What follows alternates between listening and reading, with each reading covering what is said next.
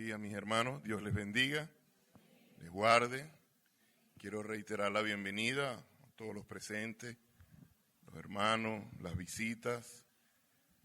Vamos a sentirnos en el lugar que Dios tenía preparado en esta bendita hora para escuchar su palabra, para alabarle, para adorarle y para exaltar su nombre. Amén. ¿Por qué no le da un gloria a Dios allí donde está? Pero fuerte. Él se merece la gloria y el aplauso también.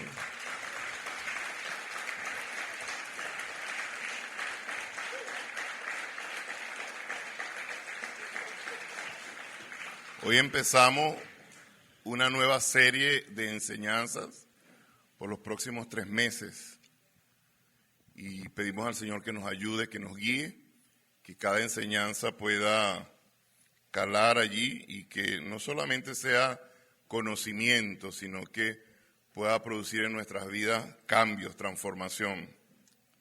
Yo quisiera iniciar invitándole a que pensemos en esto por un momento. Piense en atletas que pasan horas y horas cada día practicando un deporte para competir, sean los Juegos Olímpicos, cualquier competencia. Piensa en eso. Su vida está totalmente dominada por ese deporte y el fin, conquistar la medalla, el premio que se esté allí ofreciendo. Piense en políticos que dedican toda su vida, tiempo, dinero, relaciones, para lograr tal vez en algún momento ocupar un lugar importante en ese mundo político. Piense en artistas que pasan horas y horas ensayando la música, los movimientos, las letras, tal vez para lograr conquistar el nuevo hit mundial. Pensando en esto, quisiera que nos preguntemos, ¿qué es el compromiso? Tal vez usted un día ha tratado de conceptualizar eso, decir, oye, ¿qué es el compromiso? A ver, ayúdeme, ¿qué es el compromiso? Ajá, es una responsabilidad, o sea, tenerla. Qué bueno, María. ¿Qué más? Disciplina, eso. Está muy ligado. ¿Qué más? Una decisión, como una determinación, ¿no? Sí. ¿Qué más implica el compromiso? El hacerlo con excelencia, hacerlo bien. Uno sabe que alguien está comprometido con algo cuando usted ve que esa persona lo quiere hacer con excelencia. ¿Cómo? Divertirse, sí. Yo creo que eso tiene que ver con que cuando uno entiende una vocación, uno disfruta lo que hace. Tenemos un montón de gente que estudiaron una carrera que ni le gusta y están haciendo algo que ni siquiera los apasiona. Yo le compro el divertirse a Tiago.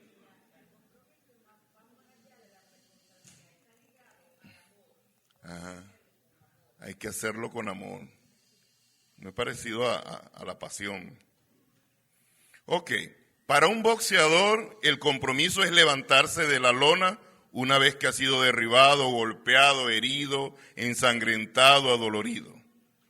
Para un runner o maratonista es correr unos kilómetros más, aun cuando ya no le quedan fuerza para alcanzar la meta. No se rinde hasta que lo logra.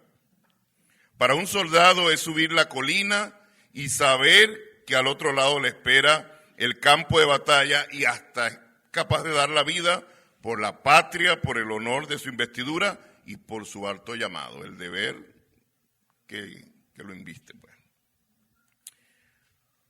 Vamos a sentar las bases bíblicas en 4 pasajes que nos muestran lo que es la fidelidad inquebrantable al llamado de Dios y el compromiso personal con la misión que Él ha encomendado que el Señor nos ha encomendado. Son 4 pasajes. Vamos a leerlo porque esta es la base bíblica que queremos sentar en esta mañana. El primero está en Hechos 20:28, aquel famoso pasaje del discurso de despedida del apóstol Pablo allá en Mileto. Él está hablando a los pastores, a los ancianos, y dice así, Hechos 20:28. Por tanto, mirad por vosotros y por todo el rebaño en que el Espíritu Santo os ha puesto por obispos para apacentar la iglesia del Señor, la cual él ganó por su propia sangre. El otro texto está en la carta a los Romanos. También es un pasaje bastante conocido, Romanos capítulo 12. Vamos a leer los versículos del 6 al 8, Romanos 12. ¿Estamos allí? De manera que, teniendo diferentes dones, según la gracia que nos es dada, si el de profecía, úsese conforme a la medida de la fe, o si de servicio en servir, o el que enseña en la enseñanza, el que exhorta en la exhortación, el que reparte con liberalidad, el que preside con solicitud, el que hace misericordia con alegría. El otro texto está en 1 Timoteo, en el capítulo 4.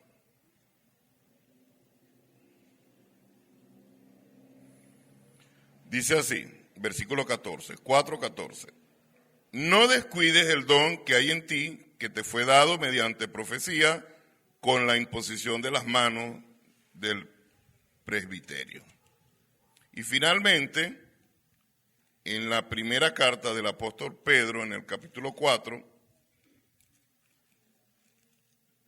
en el versículo 10, dice así, primera de Pedro 4:10. Cada uno, según el don que ha recibido, ministrelo a los otros como buenos administradores de la multiforme gracia de Dios. Como les decía, nosotros hemos decidido hablar estos próximos 3 meses acerca de la necesidad de establecer una iglesia bíblica, y el insumo es las 10 características de una iglesia bien establecida, que es la visión de trabajo que el Señor nos ha dado. Yo quisiera hacer un preámbulo bastante compacto antes de entrar en el desarrollo del sermón de esta mañana. Creo que es justo y necesario porque hoy abrimos y me corresponde hacer este trabajo.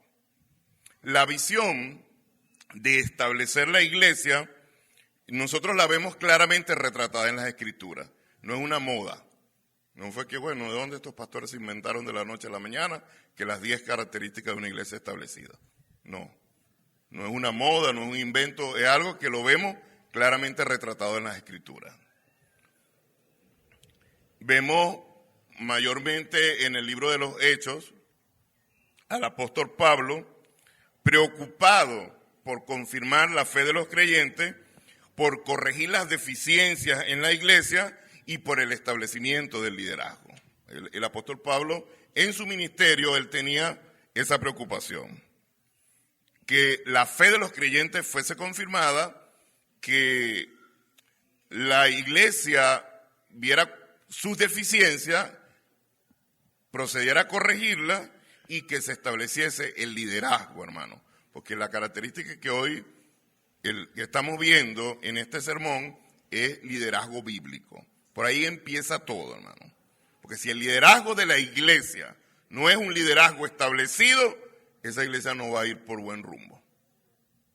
Ayer lo dijo el evangelista del siglo XVIII, Wesley. Él dijo, si algo no avanza en la iglesia, si hay algún problema en la iglesia, vayan y revisen al liderazgo. Por ahí empieza todo.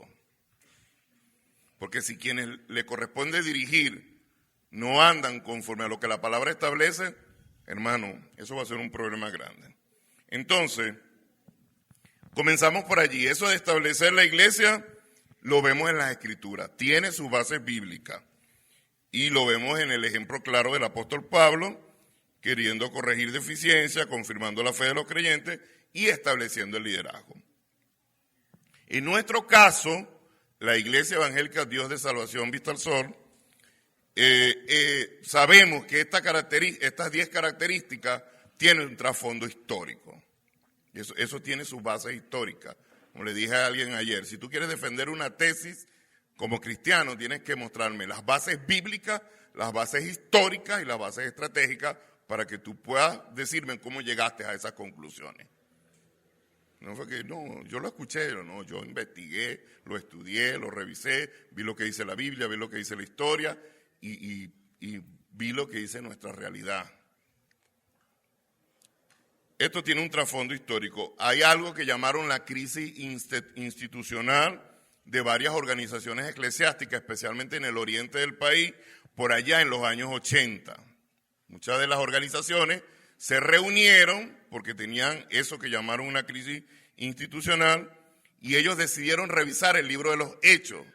Y las conclusiones a las que llegaron fue, en la Biblia, en el Nuevo Testamento, hay características que definen a la iglesia y si queremos que la iglesia avance, tenemos que volver allí a lo que la Biblia enseña. Eso lo hace Dios durante todos los tiempos. Por eso ocurrió la Reforma. Dios despierta cuando la gente se desvía del centro de lo que la palabra de Dios establece. Dios siempre hace su movida y reforma y nos guía, nos renueva, nos revitaliza para que volvamos al carril. Eso lo ha hecho Dios durante todos los tiempos. Son como despertares, como movimientos de Dios para que nos volvamos a las Escrituras. Eso pasó y de allí nació este movimiento de las 10 características de una iglesia bien establecida. También, como uno no es el inventor del agua tibia, no vamos a hacer como Elías, que el profeta Elías dijo, Señor, yo soy el único, matan a tus profetas, maten. Y el Señor le dijo, no, tú no eres el único, yo tengo 7,000 que no han doblado sus rodillas ante Baal. O sea que nosotros no podemos creer que nosotros tenemos la panacea, que tenemos el último grito de la moda, no. Dios tiene su remanente siempre. En cada parte, Dios siempre se guarda un remanente. Él lo hace, hermano. Hay movimientos que desde los años 70, especialmente los años 80, comenzaron a surgir como las iglesias saludables de un escritor, teólogo, muy reconocido y respetado, se llama Christian Schwartz. Él escribió un concepto que se llama las iglesias saludables. También salieron las iglesias orgánicas, las iglesias misionales, y creo que uno de los más recientes se llama las 9 marcas de una iglesia saludable. Pero cuando usted las revisa, muy parecido a lo que nosotros enseñamos acerca de las características que el Nuevo Testamento presenta de cómo debe ser la iglesia. Palabras más, palabras menos, eso está allí. Es la manera como Dios obra para llamar a su iglesia a volverse a las Escrituras y al modelo del Señor, al modelo bíblico. Nosotros tenemos como iglesia el plan de establecimiento para los próximos años. Todo lo que nosotros estamos haciendo, aunque no lo estamos haciendo de paso 1, paso 2, paso 3, pero nosotros tenemos un plan. Nosotros sabemos para dónde vamos. Y cuando nos queremos salir o nos quieren sacar del plan, nosotros rapidito tratamos de ubicarnos. Cuando surge algo, nosotros decimos, eso entra dentro del plan. Revisamos, sí, en esta característica entra, ok, vamos para allá. Pero cuando revisamos y decimos, esto no entra, no nos podemos desenfocar. Eso no fue lo que planificamos. Entonces, vamos hacia lo que planificamos a la luz de la palabra de Dios. Tenemos un plan, el plan de establecimiento para los próximos años. Y nosotros tenemos también la necesidad de ver con verticalidad, con rectitud, los avances de ese plan. Pero eso sí, con la mano en el corazón, hermano, porque eso de evaluarse no es tan fácil. Y autoevaluarse tampoco. Por ahí decía mi abuela que el ojo no ve para adentro. O sea, alguien tiene que venir a evaluarte, porque uno a veces se evalúa fino, chévere. Entonces, con rectitud, con verticalidad, hay que revisar. ¿Hemos avanzado? ¿En qué hemos avanzado realmente? Entonces, cuando revisamos, vemos cuáles son los objetivos que alcanzamos y cuáles son los que nos faltan por alcanzar. Es decir, cuáles son nuestras deficiencias y empezar a corregirlas. Si hemos avanzado, pero hay muchas cosas que faltan por corregir. Y el enfoque de estos próximos 3 meses es con base en esas cosas que nosotros sabemos que como iglesia tenemos que corregir, que tenemos que trabajar para poder establecer la iglesia. Sentamos una base bíblica, ¿verdad? ¿Sí? Presentamos 4 pasajes, hicimos este preámbulo para explicar un poco acerca de la visión de la iglesia establecida. Entonces, vamos a ver de manera panorámica cuál es la verdad central de cada uno de estos pasajes que leímos, que son la base de este sermón, que está dentro del concepto de la característica del liderazgo bíblico, y cómo están relacionados con la fidelidad y el compromiso. Que el título en el flyer dice, fidelidad y compromiso, el corazón del ministerio. Esto sí, tiene que ver con el liderazgo, para el establecimiento de un liderazgo bíblico, pero finalmente aplica para todos los creyentes, para toda la iglesia. Porque no solamente el liderazgo de la iglesia tiene que estar comprometido y mantenerse fiel al Señor. Todos los creyentes deberían ser fieles y comprometidos con el Señor. Ahora, el liderazgo debería ir a la vanguardia, debería modelar, debería marcar la ruta, pero aplica para todo. El primer pasaje en Hechos 20:28 tiene que ver con el cuidado del rebaño, el cuidado de la iglesia. Y habla de la responsabilidad que conlleva el ministerio. Ahí nos muestra el apóstol Pablo una analogía, una figura, la imagen del pastor que cuida de las ovejas y no lo hace como un simple empleado, sino como alguien que ama al rebaño. Hay pastores puestos por Dios, pero hay pastores que no son puestos por Dios.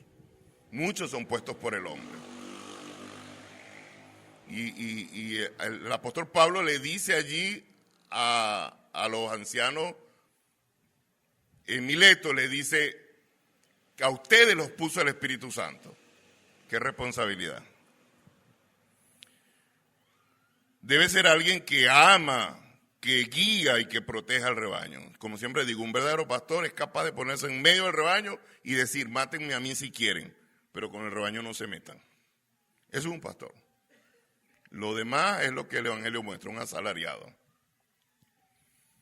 Por eso somos tan celosos, tan cuidadosos, y ahí vamos, porque es nuestra responsabilidad. Primero porque amamos al Señor, su llamado, amamos al rebaño y queremos rendirle buenas cuentas al Señor.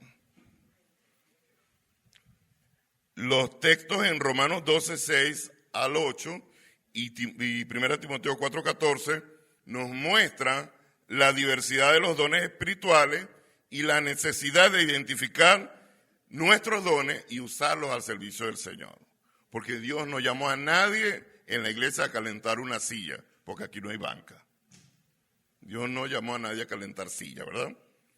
Él le dio a cada uno de los creyentes, a aquellos que han creído, que se han convertido, que han tenido un encuentro real y personal con Jesucristo, con la conversión, con la regeneración, el Señor le entregó al menos un don. Entonces, esa diversidad de dones, el haberlo recibido requiere de un compromiso diligente. Entonces, es importante que nosotros desarrollemos los dones que el Señor nos ha dado a través del estudio de la palabra, a través de la vida de iglesia, de la práctica. ¿Cómo van a aflorar los dones si yo no hago vida de iglesia? Si yo no tengo relacionamiento con mis hermanos, si yo no sirvo, porque la palabra, ahí dice el corazón del ministerio. ¿Qué es ministerio? ¿Qué es ministrar? Servir. Servir. ¿Cómo van a aflorar los dones si yo no tomo tiempo para servir? Servirle al Señor, servir en su obra. Y no desde el escenario. Tenemos a veces el error de pensar que ministrar, servir es estar aquí. Usted no sabe cuánta gente está sirviéndole en esta iglesia al Señor tras bastidores. Nunca estarán en el rating de nadie y nunca nadie le hará publicidad. Pero ellos están sirviendo. Pero Dios lo sabe. Y nosotros los pastores muchísimo, en gran manera sabemos, algunas no la sabemos, y le agradecemos al Señor porque como siempre digo, nos hacen la vida más llevadera. ayudan para que el ministerio avance, desarrolle. Ese mismo texto en Romanos 12, del 6 al 8, y Primera de Pedro 4:10, también nos habla acerca de la motivación que hay detrás del servicio ministerial. ¿Cuáles son las motivaciones por las cuales yo sirvo?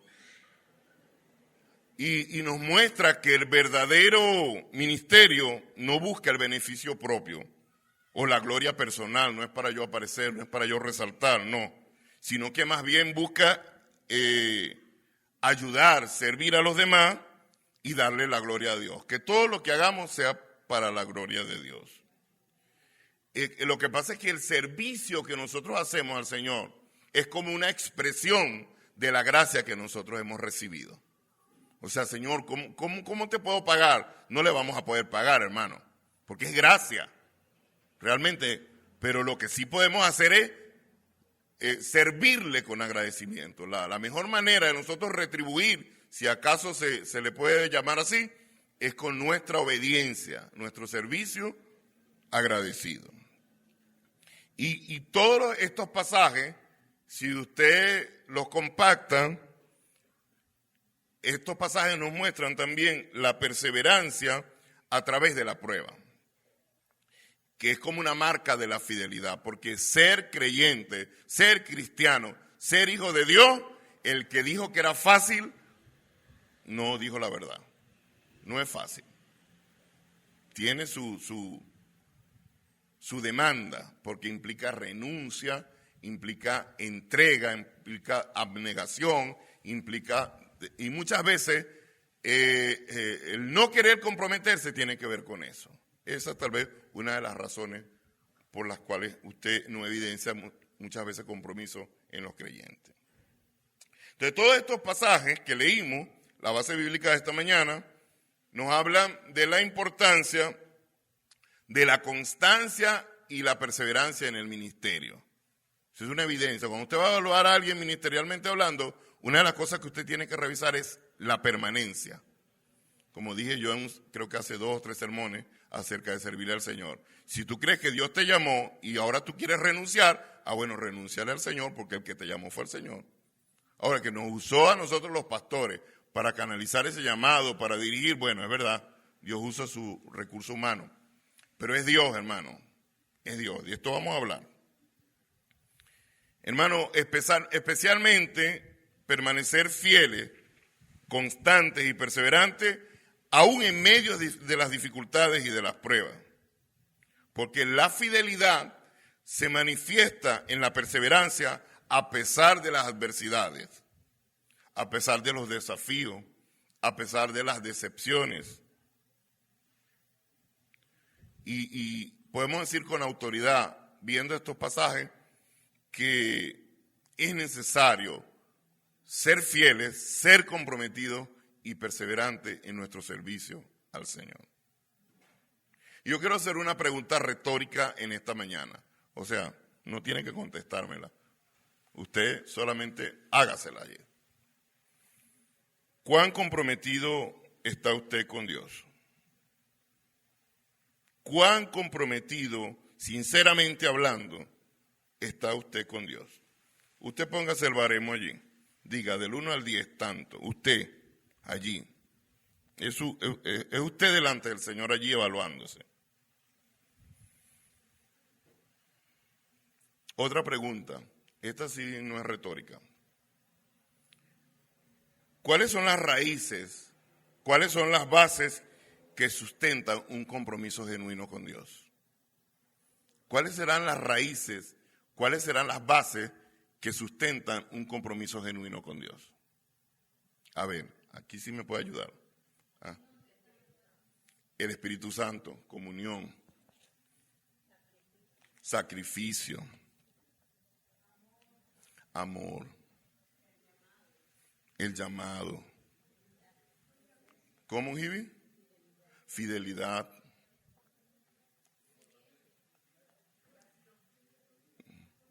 Compromiso, oración. Hermano, ¿ustedes cómo que se leyeron mi sermón?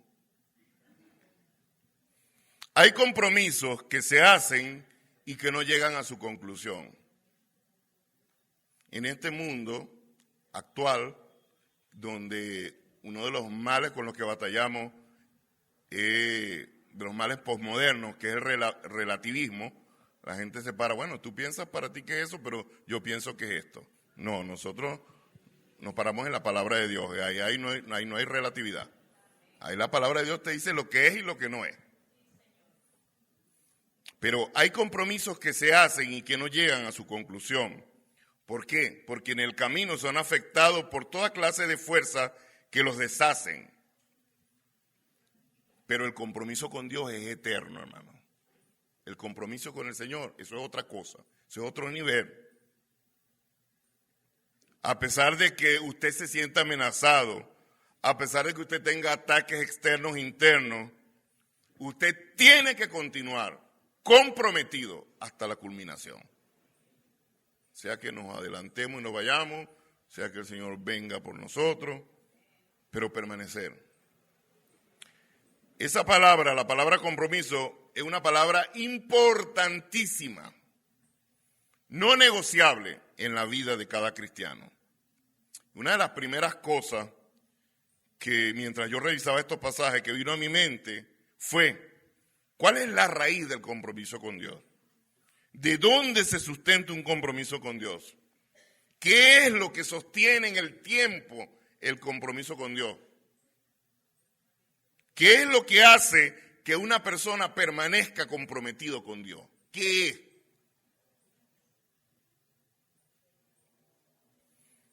El compromiso con Dios debe tener una raíz. Todo lo que tiene una raíz se sostiene. Yo por ahí escuché una ilustración acerca del bambú, de lo difícil que es arrancarlo por las raíces que él desarrolla. No lo puede. No es fácil, no es tan fácil arrancarlo. Cuando nosotros estábamos entrando en la agenda de establecimiento de la iglesia, de esta iglesia, por allá en el año 2011, fue cuando nosotros comenzamos a revisar, comenzamos a evaluar. Y una de las cosas que nosotros decidimos, guiados por el Señor, revisar, fue las bases de fe. Dijimos, vamos a revisar las bases de fe de la iglesia, de todos los creyentes. Y para poder restaurar la iglesia, sabíamos que teníamos que hacer eso. Había que revisar las bases de fe, para poder enrumbarnos hacia la refundación de esta iglesia, porque esta iglesia tuvo que ser refundada. Y bueno, caminar hacia el establecimiento de la iglesia. Por todos los antecedentes, nosotros dijimos, oye, todo esto que pasó nos dice que tenemos que ir a revisar las bases de fe. Como le dijo el Señor a la iglesia de Sardis, tú tienes nombre de que vives, pero estás muerta. El cristiano no es solo una etiqueta, hermano, es nuestra vida. O sea, no se puede ser cristiano nominal. Así como usted ve en el almanaque mundial, usted dice, tanto porcentaje de cristianos. El más alto porcentaje son cristianos nominales. Pero en la Biblia no está ese concepto de cristianos nominales. O eres cristiano o no lo eres. No hay términos medios. Jesús dijo, el que conmigo no recoge, desparrama. Que el que no es conmigo, contra mí es. No hay términos medios. No, que yo soy medio cristiano. No, yo de lunes a viernes soy cristiano y de lunes a viernes soy cristiano y sábado y domingo no. No. O eres o no eres.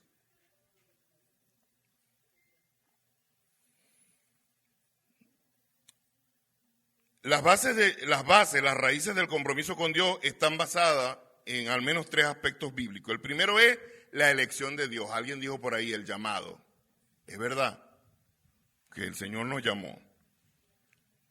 O sea, alguien que está comprometido, alguien que verdaderamente está comprometido, lo primero que tiene claro en su mente es, yo fui elegido por Dios, Dios me escogió, Dios me eligió.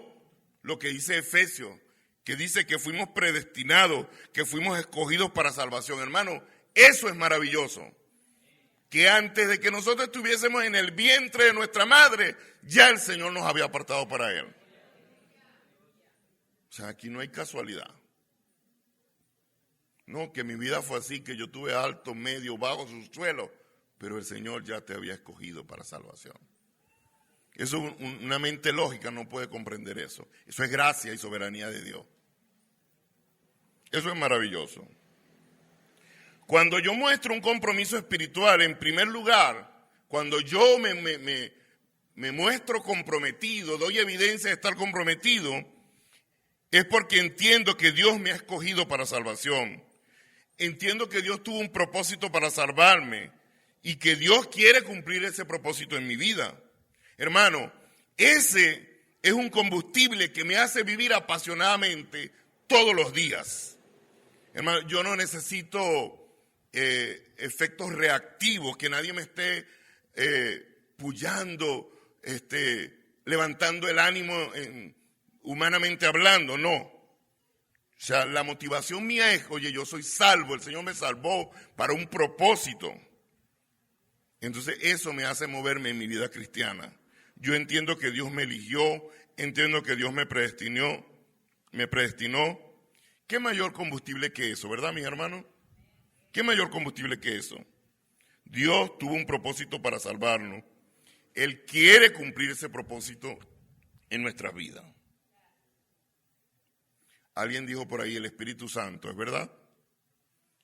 Porque Él es el consolador, el que nos guía a la verdad, nos recuerda las cosas que Jesús dijo. Otro aspecto importante que en el compromiso con Dios y en la raíz del compromiso con Dios es la obra del Espíritu Santo. Hermano, qué bonito cuando el Señor está allá en su momento cumbre, en el clímax de su ministerio, casi a las vísperas de la cruz, y Él le dijo a los discípulos, a ustedes les conviene que yo me vaya, porque vendrá otro consolador, y Él los guiará a la verdad, y Él les recordará todas las cosas que yo he dicho. No los voy a dejar huérfanos. No los voy a dejar huérfanos. Qué bonito es que usted y yo podamos meditar en que no estamos huérfanos, que no estamos desprovistos, que nosotros somos nada más y nada menos que habitación y morada del bendito Espíritu Santo de Dios. Algo que no pasaba en la antigüedad. Cuando usted mira el Antiguo Testamento, el Espíritu venía e inspiraba a los profetas, a los patriarcas por un momento y luego se iba. Para nosotros es una bendición porque Él dijo, vendré y haré morada con ustedes. Nosotros somos habitación y morada del Espíritu Santo todos los días. Todos los días el Espíritu Santo de Dios, la tercera persona de la Trinidad, obra poderosamente en la vida del creyente. Y cuando esa obra del Espíritu Santo es constante y continua en nosotros, entonces es allí cuando nosotros manifestamos un tremendo compromiso espiritual. Una evidencia de alguien comprometido es una vida controlada por el bendito Espíritu Santo, guiada, dependiente del bendito Espíritu Santo. Con razón el apóstol Pablo dijo por allá, no apaguéis el Espíritu, no lo contristéis. Él está allí, hermano, en ti, dentro de ti, sobre ti, contigo. Y tienen razón, por aquí alguien dijo intimidad. La raíz de nuestro compromiso espiritual tiene que ver con esa intimidad, esa vida, ese día a día, esa comunión con el Espíritu Santo. Porque Él es el que nos redarguye, Él es el que convence, es el que nos guía a la verdad, es el que nos recuerda todas las cosas. El mismo apóstol Pablo dijo allá en la carta a los Romanos, el mismo Espíritu que levantó a Cristo de los muertos es el que vivifica nuestros cuerpos mortales. ¿Eso no le parece maravilloso? Usted se ha puesto a pensar que el mismo poder que movió aquella piedra para que Jesús resucitara y que levantó a Cristo de los muertos es el que vive dentro de usted y el que vive dentro de mí. Desde el día que nosotros creímos y recibimos al Señor, creímos en Él, fuimos sellados con el bendito Espíritu Santo. Una de las cosas que nosotros los pastores en la consejería a veces nos inquietamos cuando evaluamos la vida de los creyentes, porque esa es parte del trabajo pastoral, revisar la vida espiritual de los creyentes, Muchas veces hemos tenido que ir a revisar la conversión de alguien que estamos tratando, porque muchas veces las actitudes y la manera como se conducen no dice mucho de su conversión, más bien desdice. Y nuestra mente y nuestro corazón como siervos de Dios queriendo ayudar para que la persona avance. Raramente nosotros nos rendimos los pastores con la gente, estamos allí. Allí siempre, hasta un hilito mantenemos allí, porque a veces también es que no se quieren dejar ayudar y usted no puede obligar al que no se quiere dejar ayudar. Pero siempre tratamos de mantener aunque sea un hilito. La única forma en la que nosotros actuaríamos con contundencia es que sea un lobo, un falso que venga a dañar al rebaño. Ahí sí es verdad, hermano, que la broma se va a poner, que los pastores nos vamos a defender el rebaño. Sí, hermano, no va, porque el Señor no va a pedir cuenta. Pero de lo contrario, siempre, hermano, va a haber la disposición, siempre, a atender, a levantar, a restaurar, a ayudar, a tratar de comprender cómo te ayudamos. Nuestra mente y nuestro corazón piensan y dicen como pastores, oye, pero una persona convertida a Cristo no actúa así. Alguien que verdaderamente se ha convertido a Cristo no actúa así.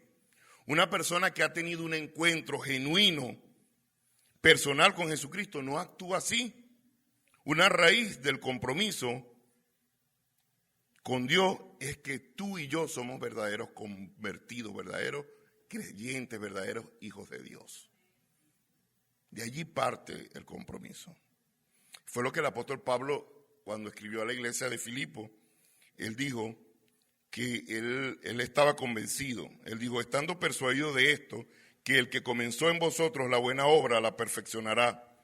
Pablo estaba persuadido, él mismo estaba convencido de que los hermanos iban a ir creciendo. Porque nosotros vemos que alguien se convierte y nosotros vamos observando su caminar. Y no pretendemos que alguien de hoy para mañana, listo ya, 100% maduro, perfecto. No, eso no. De hecho, la obra completa nuestra va a ser cuando ya nos vayamos con el Señor.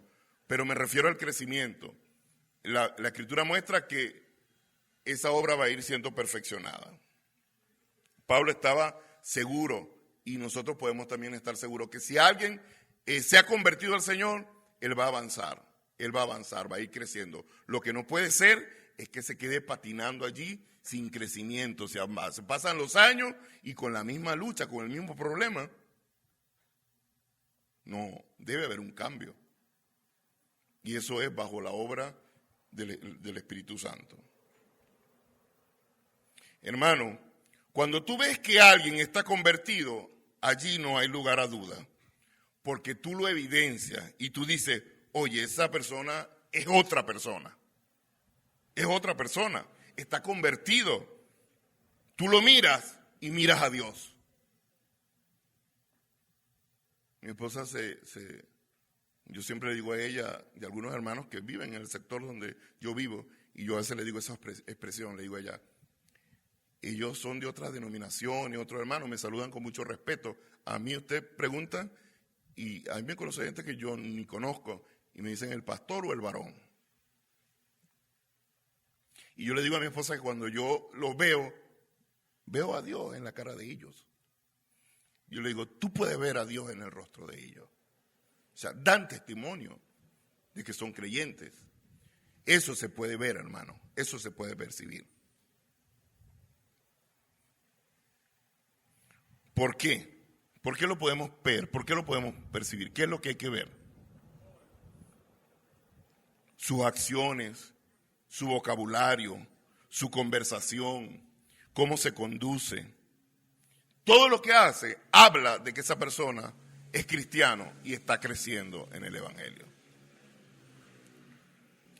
Mis hermanos, Dios ha comenzado una obra magnífica en nuestras vidas. Dios empezó una obra magnífica en nuestras vidas y Él no la va a dejar inconclusa. Dios no ha terminado contigo ni conmigo. Él no va a dejar su obra inconclusa. Él va a seguir trabajando. Su promesa, según las Escrituras, es que Él la va a llevar a la perfección. ¿Hasta cuándo? hasta el día de Cristo. Para ilustrar esto, vamos a mencionar una de las conversiones más radicales y fascinantes de la Biblia. ¿Cuál será? La de Pablo, ¿verdad, hermano? La de Pablo. Yo conozco una hermana que dice, cuando yo llegue al cielo, después que me deleite en el Señor y abrace al Señor, voy a buscar al apóstol Pablo, voy a buscar al hermano Pablo, para que me cuente todas esas cosas. Antes de su encuentro con Cristo, Pablo, según las Escrituras, ardía de celo o con un celo por matar, eliminar, asesinar a los cristianos. Sin embargo, Dios tocó su corazón, lo confrontó y lo llamó a su servicio, a lo cual Pablo se entregó completamente, hermano.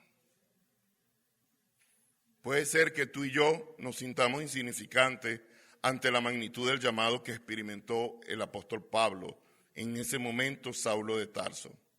Tal vez tú y yo hemos escuchado testimonios incontables de conversión, donde Dios lo hizo de manera extraordinaria para revelar su voluntad. Pero hermano, debemos recordar también que el mismo Dios que llamó a Pablo de manera excepcional, nos ha llamado a cada uno de nosotros también. Él nos ha llamado a cada uno de nosotros. Nos hacemos entonces algunas preguntas cruciales. ¿Somos verdaderamente conscientes de la inmensa gracia de Dios en nuestras vidas? Estas son preguntas que debemos hacernos para medir si realmente estamos comprometidos. ¿Reconocemos nuestra elección divina, que Dios nos escogió? ¿Comprendemos que el Espíritu Santo habita en nosotros? ¿Tenemos la certeza de una conversión genuina? Que usted puede decir, no, bueno, con todo y todo que yo voy guapeando, avanzando, pero yo estoy 100% convencido de que yo estoy convertido, yo soy un hijo de Dios. Yo tengo la seguridad de la salvación. Hermano, un compromiso espiritual verdadero no surge de una emoción pasajera, sino que es el fruto natural de la gracia divina. No es un compromiso efímero, algo pasajero, no.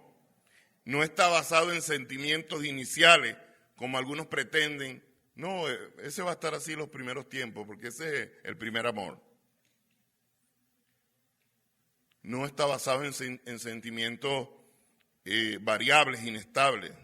Hermano, el compromiso y la fidelidad al servir a Dios no es una obligación impuesta, sino es una obligación adquirida voluntariamente. Como cuando el apóstol Pablo dijo, yo soy dulos Christi, yo soy esclavo de Cristo, esclavo por amor. Si antes era esclavo del diablo, era esclavo del mundo, oye, ¿cuánto más ahora decir que soy esclavo de Cristo y esclavo por amor es lo mejor? Servirle a Él.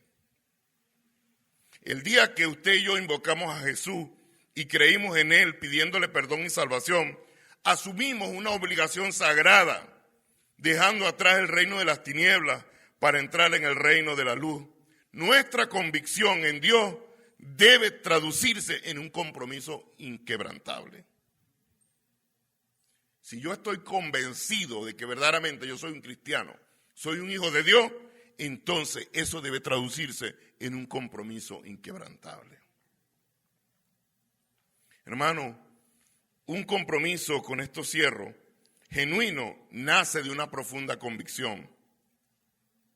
Cada acción de un creyente comprometido es un acto de amor. Es un acto de amor. Un testimonio de su devoción. Una vida cristiana sin compromiso es una vida infructuosa. Si alguien se dice cristiano y no está comprometido, su vida es infructuosa. Un cristiano sin un compromiso visible, sin la evidencia de una entrega genuina, no progresará, no crecerá espiritualmente.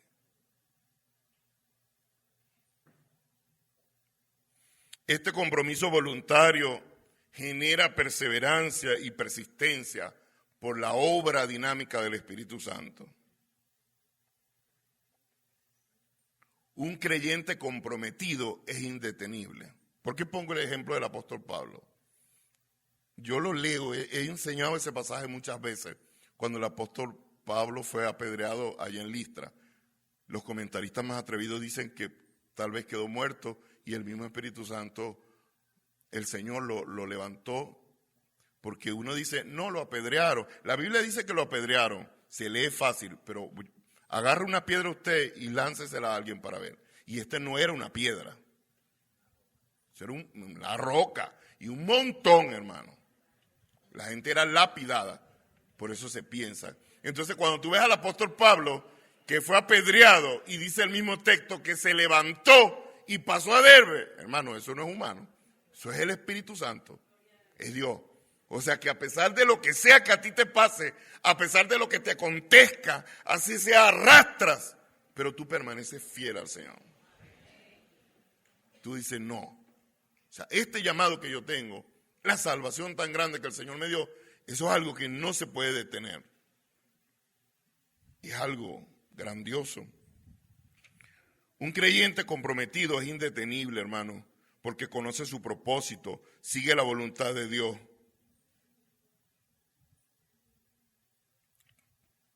¿Será que nuestra entrega a Dios depende de las bendiciones recibidas? ¿Será que nuestro compromiso se limita a los momentos favorables? Oye, yo le sirvo al Señor y me siento automotivado cuando todo va bien, cuando todo va fino.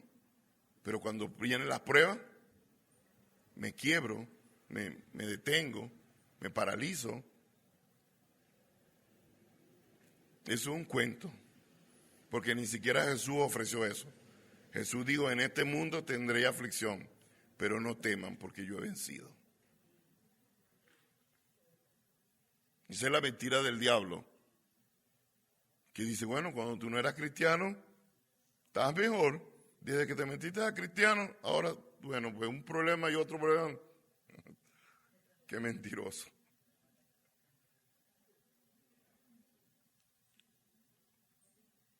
Un creyente comprometido enfrenta los problemas con gozo.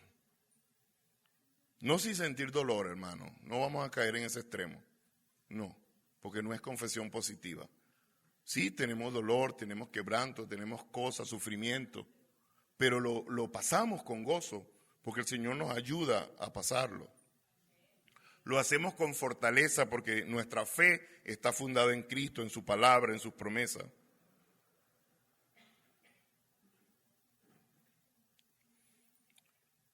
Las luchas muchas veces pretenden erosionar, socavar nuestro compromiso, pero una fe genuina nos permite perseverar y mostrar esa fidelidad y ese compromiso para servir a Dios. Amén. Un ministerio fructífero y duradero se basa en la fidelidad inquebrantable al Señor y a la misión que Él ha encomendado, al propósito de Dios. Esto es cultivado a través del compromiso personal. La voluntad humana, debe haber una disposición nuestra. El uso diligente de los dones espirituales y un servicio abnegado, desinteresado al cuerpo de Cristo. Que Dios nos ayude, mis hermanos, que Dios nos ayude a que tengamos cada día una comprensión más profunda de la importancia de la fidelidad y del compromiso al Señor y al ministerio que Él nos ha encomendado. Que la Biblia sea nuestra verdadera motivación para entregarnos totalmente al Señor, para consagrarnos al Señor, a su servicio, a su reino, siendo impulsados por el amor y la responsabilidad que ello conlleva. Amén. Incline su rostro ahí donde está, vamos a orar. Padre, en el nombre de Jesús, Señor, te damos las gracias, te adoramos, te glorificamos, Señor. No es fácil, Señor, hablar de estos temas, pero es necesario. Y hoy entendemos que el llamado tuyo es claro, muy claro. Estás llamando a tu iglesia no solo al liderazgo. El liderazgo debe ir en la primera línea, en la vanguardia. Los primeros comprometidos y fieles deben ser los que tú has llamado a estar al frente de los ministerios de la iglesia. los pastores y el abanico ministerial. Pero también todos los creyentes de la iglesia deben manifestar un compromiso, una fidelidad, una dedicación a ti, Señor. Tu palabra hoy ha sido clara, Padre. Necesitamos que nos ayudes. Queremos ser siervos fieles y comprometidos, que no se dejan abrumar por la adversidad, por las pruebas, y que avanzan de manera indetenible por el poder del Espíritu Santo, convencidos del llamado, como verdaderos creyentes, convertidos, que en intimidad y en comunión con Dios, cada día se sienten impulsados para cumplir la tarea que tú nos has dejado, Señor. Te pedimos que nos ayudes, Padre, y a la vez te pedimos que nos perdones y que nos laves con tu sangre preciosa cuando algunas veces no nos hemos mantenido fieles ni comprometidos. Que nos ayudes y que nos impulses, Señor, mediante el poder de tu Espíritu Santo.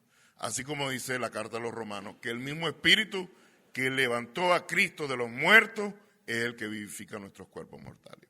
Ayuda a cada pequeñito tuyo de la Iglesia Evangélica Dios de Salvación Vista al Sol a ser hijos y siervos fieles y comprometidos, que de todo corazón, con amor, con entrega, con pasión, con disciplina, con dedicación, te sirven, Padre. Ayúdanos, porque al final lo que queremos es darte toda la gloria y toda la honra, Señor, en el nombre de Jesús. Amén y amén. Dios les bendiga, mi hermano. Denle un aplauso al Señor.